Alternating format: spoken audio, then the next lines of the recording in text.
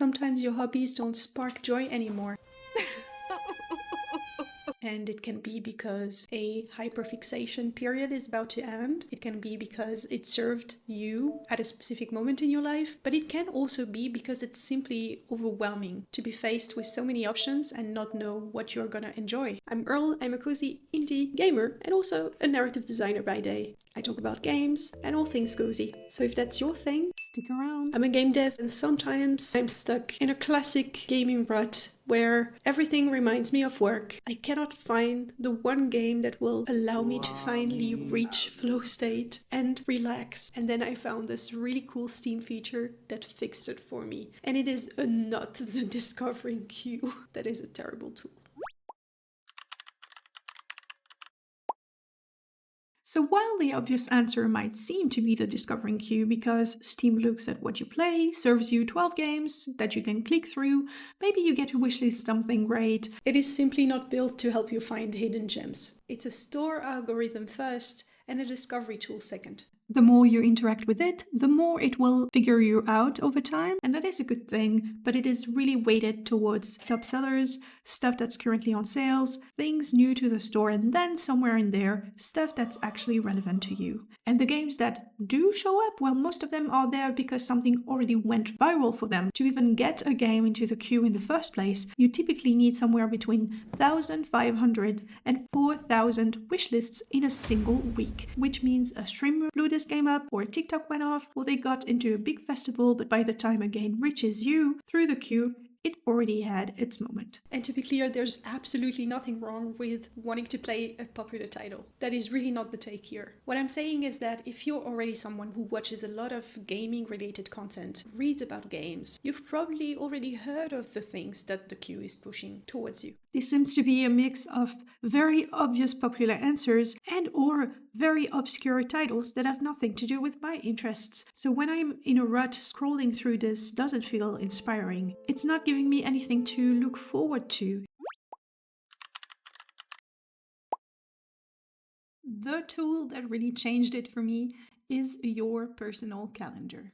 It's a calendar of recently released and upcoming games, filtered down to the ones Steam thinks you're actually going to care about. Based on your playtime, your wishlist, your tags, it covers a rolling 8-week window, updates every day, and you can filter by genre, hide stuff you already own, and bump the game count up to 500 instead of the default 100. The thing that immediately got me is that your wishlist is already here by default. Anything you've saved up just shows up automatically with its release date, so you're not manually tracking anything or panicking that you might have missed a launch.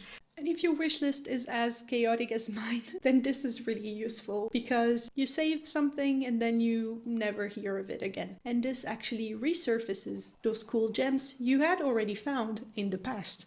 There are 3 views: game from the past month, games from the past week, and then the upcoming month view. The last one is the one that I really live in because I open it, I see what's coming, I find things I'd never have discovered through the queue because they didn't have their viral moment just yet. They were just quietly releasing and hoping someone might notice them.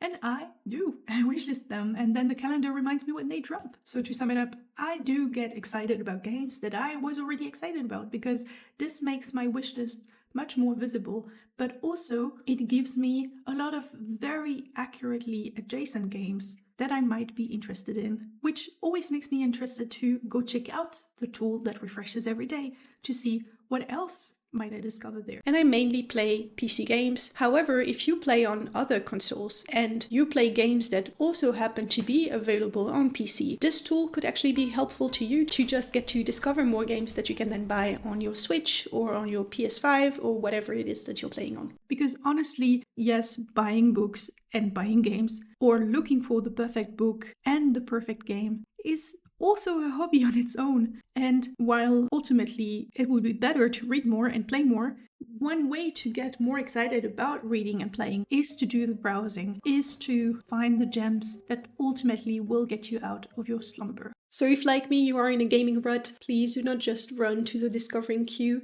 and now use your newfound best friend and build yourself a strong enough wish list to keep feeding cool stuff to your personal release calendar and make gaming something you look forward to again. Really, that tiny shift fixed my gaming rut completely. I went from dreading to opening Steam to genuinely look forward to finding new cool stuff and sharing it with you guys. I'm pretty new here, as you can tell. This is my first long format video ever, but I am quite active on TikTok mainly and a little bit on Instagram, so if you want more cozy indie game recommendations, make sure to follow me there as well. And I'll see you next time. Bye!